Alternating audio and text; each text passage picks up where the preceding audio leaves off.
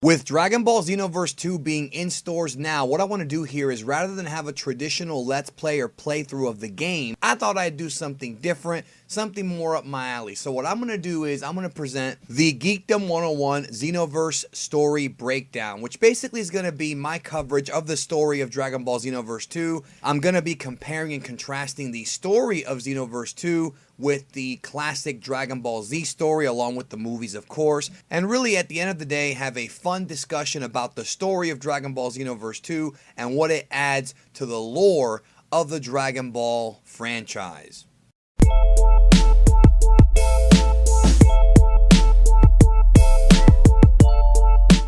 The story of Xenoverse 2 begins at the earliest point in the life of Goku, the end of Planet Vegeta, the destruction and genocide of the Saiyans at the hand of Frieza, and of course, Bardock's last stand.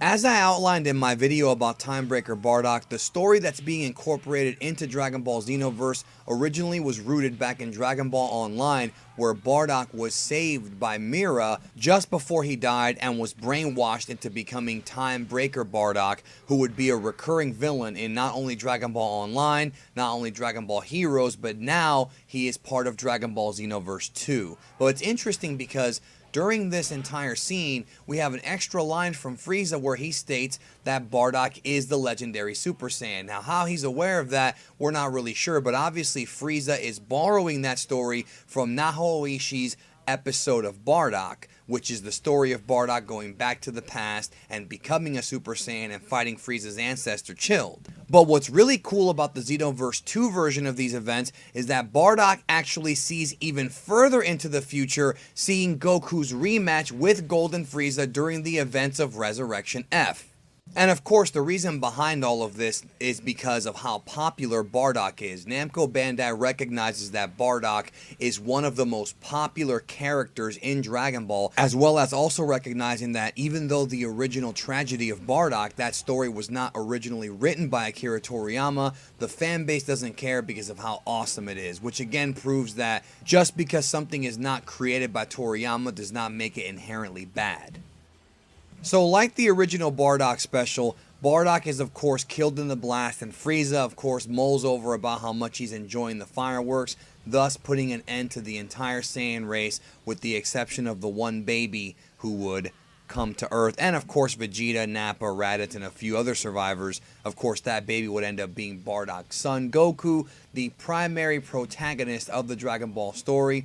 This of course segues into a time scroll, which is what the Time Patrollers use to access different points in the timeline. And then we see Turles and Lord Slug. And basically in Xenoverse 2, Mira and Towa, after being defeated in Xenoverse 1, have gone out to recruit more villains, this time from different timelines, such as Lord Slug and Turles from Dragon Ball Z movies 3 and 4, and their coup de grace, Timebreaker Bardock, who's going to have a big impact in the story at some point down the road. Later on in the story, the Supreme Kai of Time explains that Lord Slug and Turles come from other timelines. So in the game, it recognizes that the Dragon Ball Z movies are not canonical to the Dragon Ball manga or even the Dragon Ball Z anime. And as a result of that, it tries to make it make sense by stating that the movies exist in alternate timelines, and that's the whole point of this game. Is time travel and timelines are a big thing, and your job in the game is of course to stop them from screwing up the Dragon Ball timeline. So the Supreme Kai of Time spends the majority of the game sending you and the Time Patrollers back throughout the timeline of the Dragon Ball Z story to prevent Mira, Towa, and the Time Breakers from making alterations to the timeline that could adversely affect the outcome of certain events. So the first of these big missions covers of course the Saiyan saga, from the beginning when Raditz shows up into the battle with Vegeta and Nappa. However, in this version of the story, because of Mira and Towa's interference with the timeline, it doesn't quite pan out the same way that it did in the series. Goku, of course, still dies in his fight with Raditz because, to be honest, he kind of has to die, because if Goku never died, he would have never gone on to the afterlife and learned the Kaioken and the Spirit Bomb, otherwise known as the Genki Dama, from Kaio-sama, King Kai, so that he would be able to defeat his foes in the future. Those two techniques are very crucial to Goku's development as a fighter, and if he stayed alive, then it would be bad. So he still has to die here.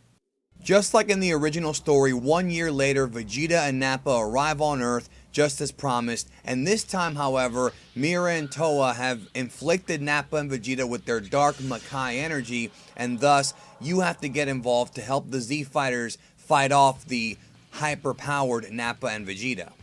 Now, while all this was going on and Goku was on his way to intercept the fight on the cloud, we find that Mira and Toa sent Turles there to cut Goku off and prevent him from getting involved in the fight. And I really like the fact that during this segment, during this part of the game, Goku actually says, "Wow, you look like me." Because, of course, Turles is the original evil Goku. He is what Goku would have turned out had he not hit his head and come to Earth. That is stated in an interview from one of the guidebooks.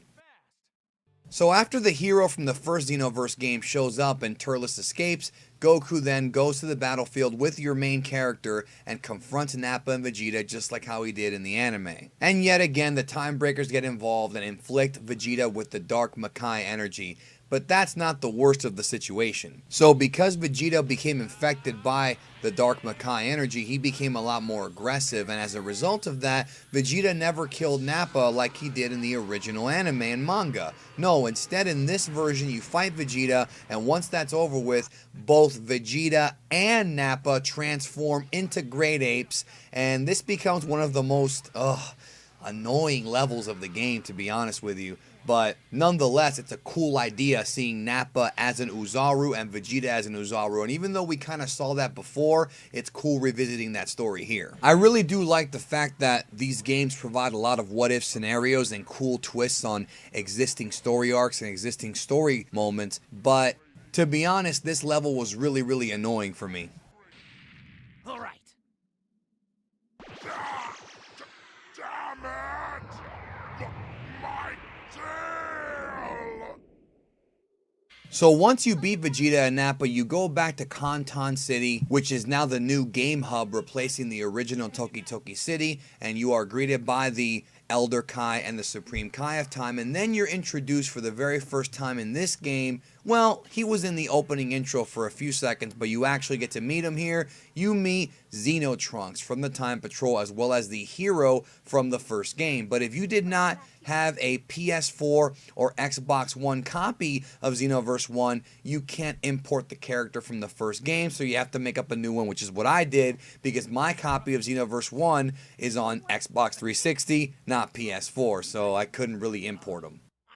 So Xenotrunks tells you that the hero from the first Xenoverse and he have been going on special missions. So it's implied that after completing Xenoverse 1, the hero of that game still continued to serve the Time Patrol. I have a video on my channel called Xenotrunks Explained, where I go into detail about the history of Xenotrunks and the story about how the character was created and the differences between him and the Trunks that we now see in Dragon Ball Super. Xenotrunks was recruited by the Supreme Kai of Time after he was able to successfully free the future from the androids, because she was upset that he had gone back in time and messed around with the timelines, which is against the code of the gods, but I'm sure most of you already know that. And a lot of that was expounded upon in Dragon Ball Online and Dragon Ball Heroes, but basically she kind of grew an admiration for Trunks because she realized that even though Trunks was going back and screwing around with time, he had good intentions, and by saving Goku from the heart virus, it actually made the timeline better. I've been looking for you, Turles, slug. You're not the easiest people to find.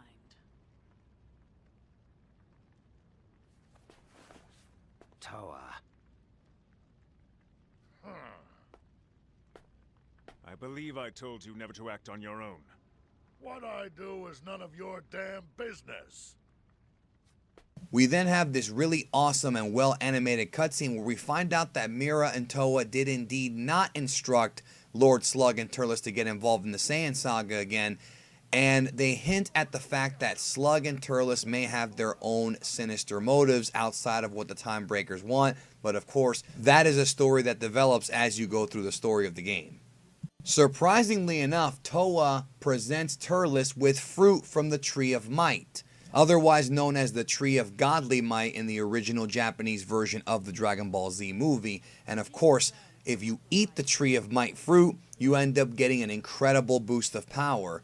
and Toa somehow has her hands on this fruit. And not just that, but also because the fruit was in the demon realm, it actually amplified the effects of the Tree of Might. So now when you eat that fruit, you get even stronger than you did back in the movie. And of course, this fruit would come to play very soon. I'm really happy that not only did they include the movie characters into this game, but also the lore of the movie. The Tree of Might movie wasn't just about Turles, it was about the actual tree, and they saw fit to put it in and make it a plot point. So I'm really enjoying the story mode of Dragon Ball Xenoverse right now. Let me know if you enjoyed this video. This is a new kind of video for me where I analyze the story and kind of give you some behind the scenes information on the characters and the lore of the Dragon Ball video game universe, Xenoverse Heroes, and of course the original, which was Dragon Ball Online. Let me know if you enjoyed the video, and if the video does well, I'll come back and do more of these. But up next should be the Frieza saga, so I'll be sure to cover that for you guys very soon, which featured a really awesome change in the Xenoverse story, which I thought was freaking fantastic. So I'll be covering that very soon. Thanks for watching the video. I'll talk to y'all, and I'll see y'all at the Frieza saga.